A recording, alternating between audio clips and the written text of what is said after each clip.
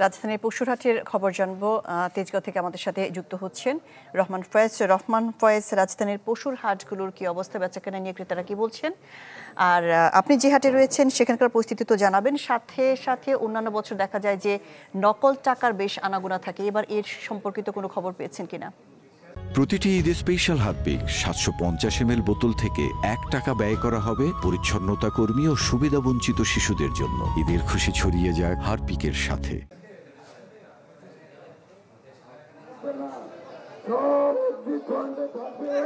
শাহনাজ, আপনাকে ধন্যবাদ। আমি এখন আছি তেজগাঁ তিব্বত সংলগ্ন যে হাটটিতে রয়েছে সেই হাটটিতে। শেষ মুহূর্তে এসে কিন্তু হাট কিন্তু পুরোপুরি কিন্তু জমে উঠেছে বলা চলে। সকাল থেকে কিছুটা বৃষ্টির বাগড়া দিলেও শেষ পর্যন্ত এসে কিন্তু বৃষ্টি উপেক্ষা করেই কিন্তু ক্রেতার সমাগম কিন্তু বেড়েছে। ক্রেতারা আসছেন এবং তাদের পছন্দ মতো আসলে গরু কিন্তু কিনতে পেরেছেন এবং কিনতে ছোট গরু এবং মাঝারি গরু কিন্তু আসলে মূলত একটু চাহিদা থাকার ফলে আসলে গরুর দামটাও আসলে সহনীয় পর্যায়ে রয়েছে।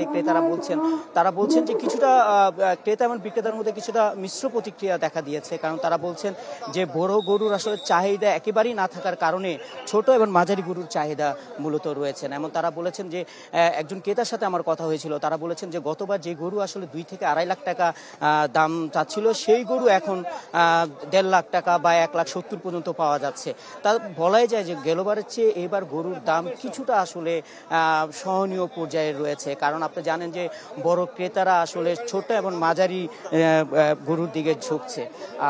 এখানে নিরাপত্তার ব্যবস্থা যদি একটু বলে রাখি, যে নিরাপত্তার র্যাবের চৌকি বসানো হয়েছে, সাথে পাশাপাশি পুলিশ রয়েছেন এবং হাট ইজারাদার প্রতিপক্ষের যে স্বেচ্ছাসেবী রয়েছেন তারাও এখানে কাজ করছেন, শ্রম দিচ্ছেন।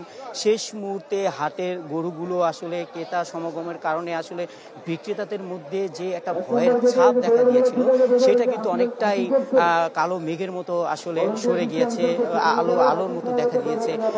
সেই জায়গা থেকে মাঝারি গরুর দাম বলছে যে অনেকটাই কিন্তু কম।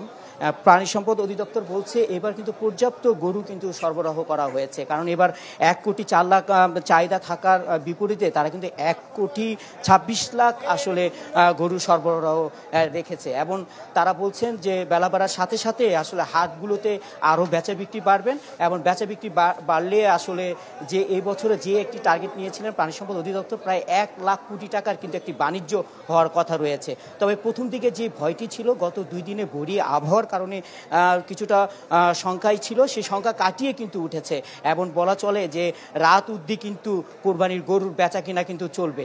এই ছিল। জি রহমান ফয়েজ, আপনাকে ধন্যবাদ। রাজধানী থেকে পশুরহাটের খবর জানাচ্ছিলেন রহমান ফয়েজ।